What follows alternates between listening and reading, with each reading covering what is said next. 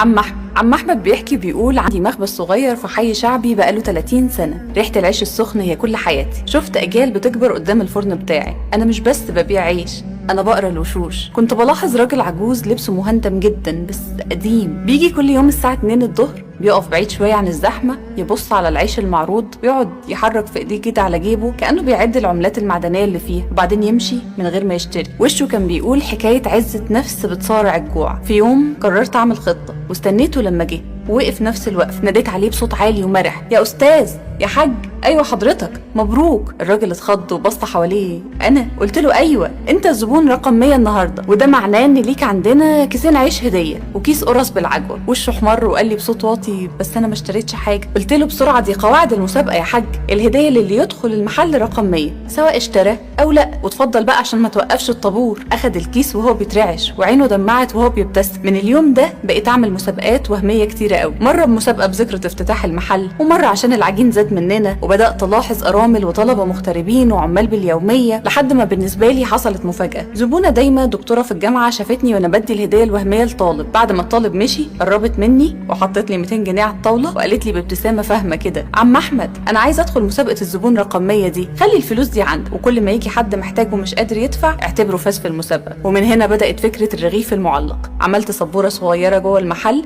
وكتبت